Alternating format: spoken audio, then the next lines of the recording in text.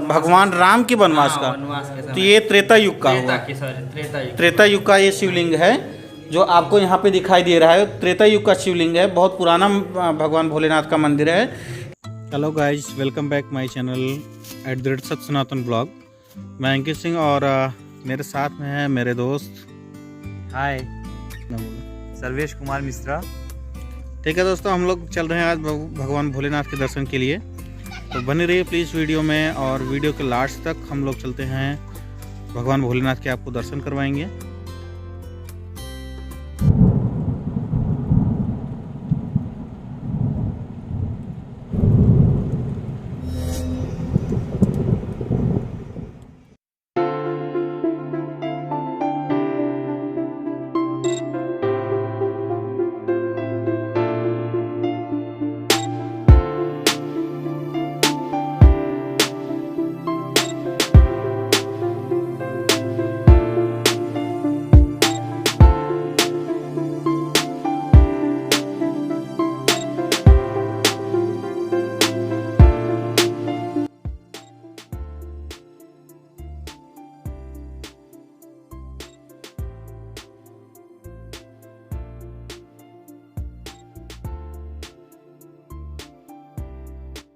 हर हर महादेव दोस्तों, जैसा कि हमने अभी आपको बताया कि हम लोग चल रहे हैं महादेव के दर्शन के लिए।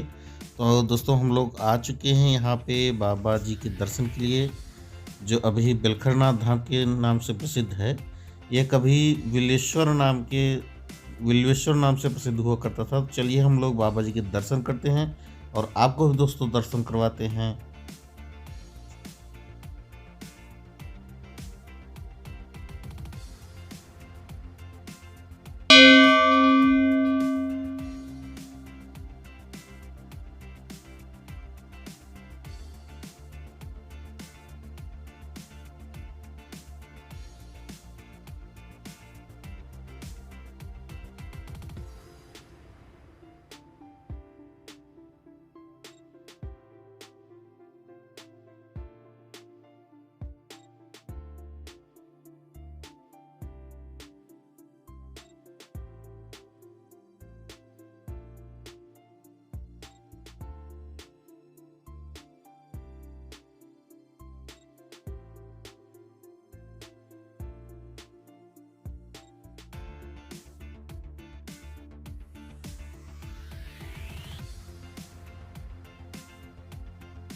सबसे पहले बाबा जी, तो आप सभी को ओम नमः शिवाय। बाबा जी आपका शुभ नाम? विश्वनाथ गिरी बाबा बेलखरनाथ धाम मंदिर के पुजारी। अच्छा, आपका शुभ नाम? हमारा शुभ नाम राजन अमरनाथ माली, बाबा बेलखरनाथ धाम के माली। अच्छा, धन्यवाद अपना नाम पर अपना परिचय बताने के लिए। आप हमें ये बताइए महाराज, आप कितने वर्षों से भगवान की सेवा में यहाँ पे लगे हुए हैं? कम से कम हम लोग ये दोनों की पाँचवीं पीढ़ी चल रही है हम लोग। अच्छा, आपकी 5वीं पीढ़ी चल रही है यहाँ पे? हाँ, ठीक है, बताने के लिए बहुत बहुत धन्यवाद। लगभग यह मंदिर कितना साल पुराना है? ये मंदिर अभी शिवलिंग की बात करें तो ये लगभग बाबा वनवास के समय से यहाँ पर हैं। अच्छा, हाँ, लेकिन जो इनकी पूजा अर्चन का पूजा लोग मानने लगे दर्शन के लिए, वो 1910 के बाद से। 1910 के बाद से? उसके पहले यहाँ पे कोई नहीं आता? पहले आते क्या थे लोग, इनको जानते ही नहीं थे। अच्छा, क्योंकि आप जानते ही हैं जब मुगलों ने देश पर हमारे आक्रमण किया था तो देवस्थलों को ही टारगेट किया करते थे जी। देवस्थलों को नष्ट करके वहाँ के आसपास की पॉपुलेशन को ख़त्म करके उनको कब्जा करने का उनका मकसद होता था। उस वजह से जब 1240 के आसपास यहाँ पे जब मुगलों ने कब्जा कर लिया था तो आसपास सभी खाली हो गया। तो यहाँ पे जंगल में लोग लकड़ी काटने वगैरह जब आते थे जी, तो यहाँ बाबा की शिवलिंग के ऊपर लोग तेज किया करते थे, कुल्हाड़ी वगैरह, अच्छा, खुरपा, हसिया, जो भी जाओ हुआ करता था इनके ऊपर तेज करते थे लोग। तो इसका आपका कहने का मतलब ये है कि हम मूर्ति जो है भगवान भोलेनाथ का जो शिवलिंग है ये लगभग द्वापर की है, द्वापर युग का है? हाँ, द्वापर। अच्छा, ठीक है, बताने के लिए बहुत बहुत धन्यवाद। आप यहाँ पे माली के पद पर हैं? हाँ, हम माली हैं यहाँ धाम के। अच्छा, आप? ये तो बाबा का पुजारी। बाबा जी के सेवक हैं। चलिए, बताने के लिए बहुत बहुत धन्यवाद। तो कहने का मतलब ये है कि मूर्ति जो है यहाँ पे बहुत पुरानी है, बहुत ही प्राचीन, लेकिन इसका जो इस मंदिर का जो कंस्ट्रक्शन हुआ है वो लगभग 100 साल पहले हुआ। 100 साल पहले, 100 साल पहले हुआ है कि बहुत भव्य मंदिर कभी हुआ करता था जी। 700-800 लगभग के पीरियड में। जी। उस समय बेलनृपति राजा हुआ करते थे। कौन राजा? बेलनृपति। अच्छा। उनका ये साम्राज्य था, यहाँ पे बड़ा भव्य किला हुआ करता था। जी। और जो बाबा का प्राचीन जो नाम है वो बिल्वेश्वर नाथ है। अच्छा, ये जो अभी बेलखर नाथ के नाम से प्रसिद्ध हैं बेलखर- वो बिल्वेश्वर के नाम से हैं। प्राचीन जो इनका नाम है बिल्वेश्वर नाथ। अच्छा, धन्यवाद बताने के लिए। पुराना नाम भगवान का? हाँ, और बेलखर नाथ पढ़ने की कैसी है कि उस समय यहाँ पे बिल्व के बहुत सारे पेड़ हुआ करते थे, जंगल बेल के। जी।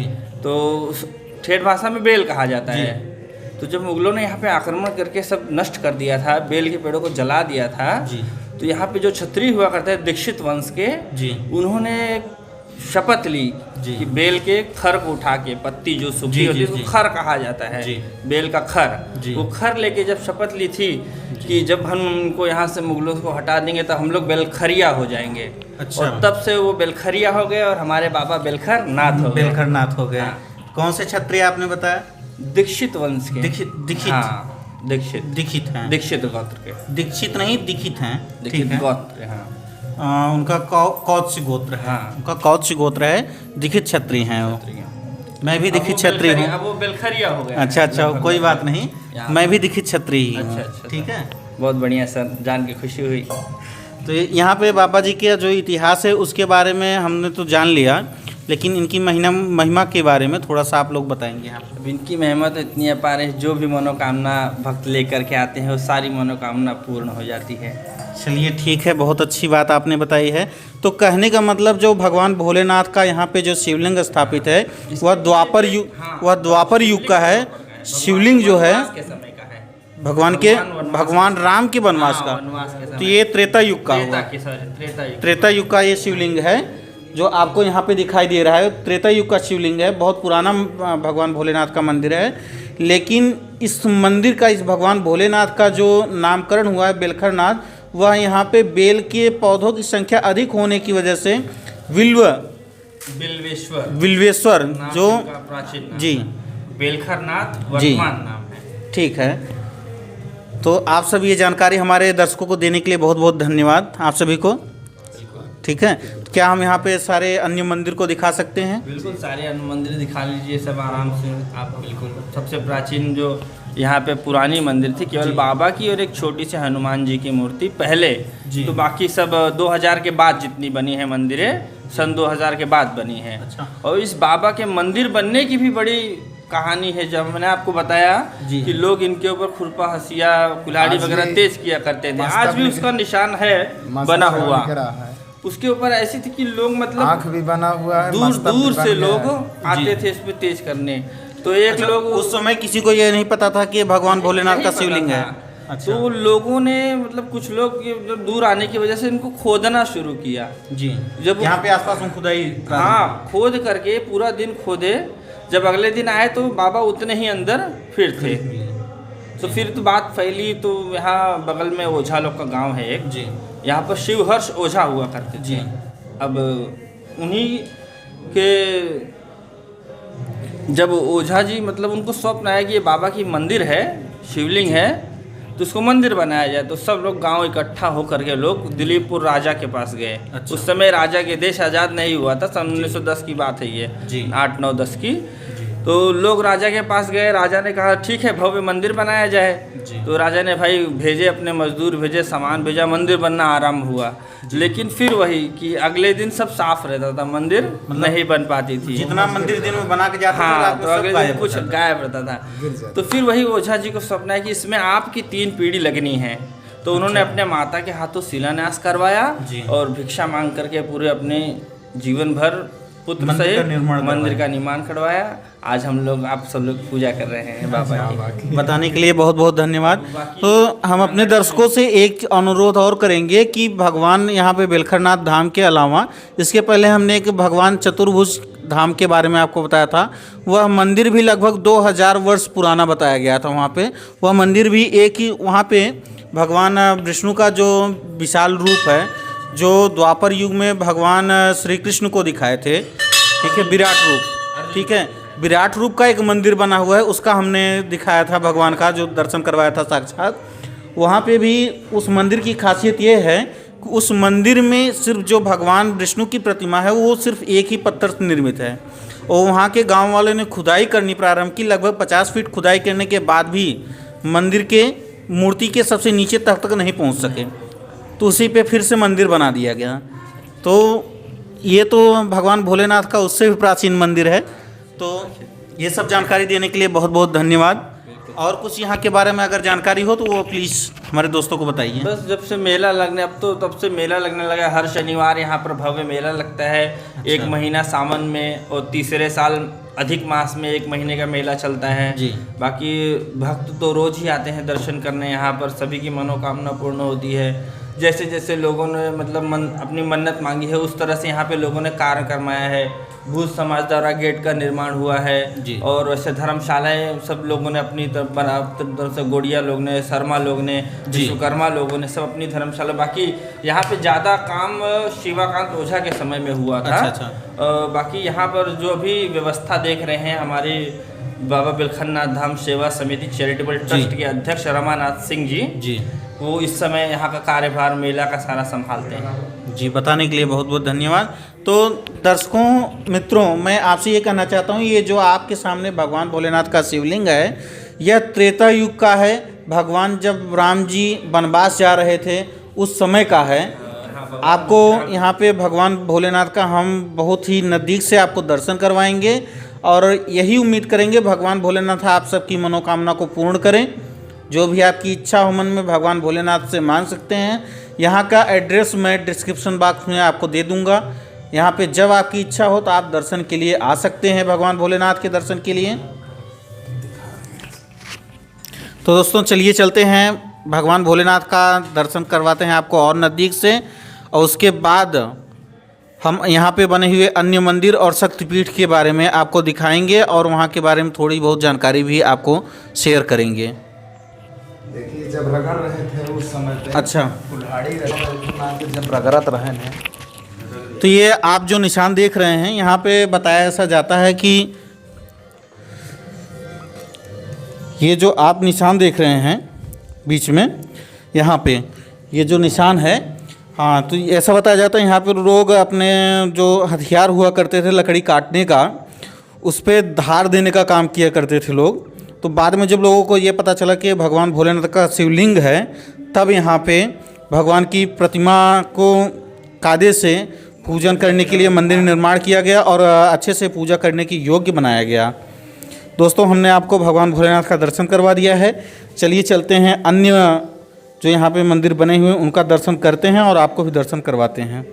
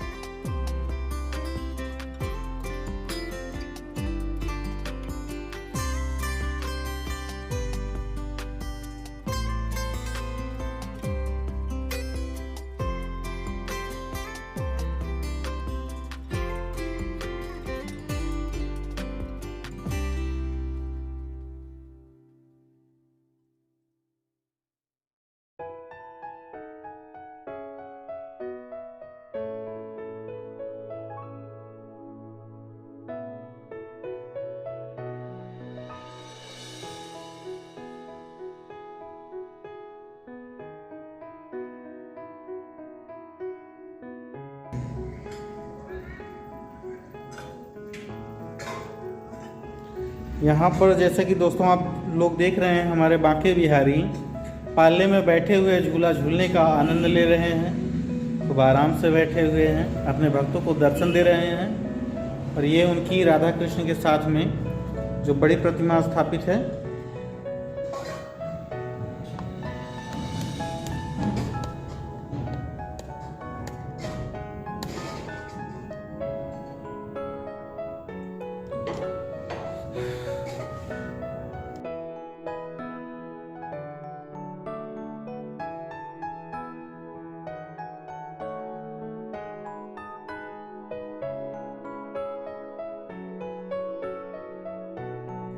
दोस्तों भगवान के दर्शन करने के बाद यहाँ पे सई नदी बहती है, जो प्रभु श्री राम के समय से ही है। हम लोग चलते हैं नदी में, आपको वहाँ का दर्शन करवाते हैं। भगवान राम के जो समय से बनी हुई है, और यहाँ पे जो सीढ़ी बनी हुई है बहुत अच्छी बनी है। यहाँ पे कभी महाराज दशरथ भी आए थे, तो हम लोग चलते हैं वहाँ पे, आपको दिखाते हैं कौन सा स्थान है।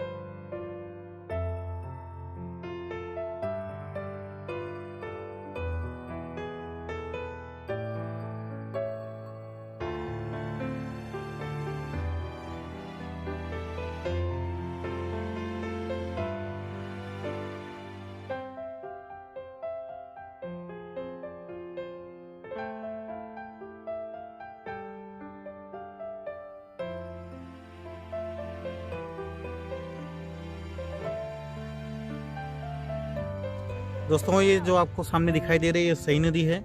जैसा कि अभी महाराज ने बताया कि यहाँ पे कभी भगवान राम के पिता महाराज दशरथ भी आए थे, ऐसा लोकोपवाद या लोकोक्ति है। यहाँ पे भगवान राम के पिता दशरथ भी आए थे। ठीक है, तो ये वही नदी है जहाँ पे भगवान राम के पिता आए थे।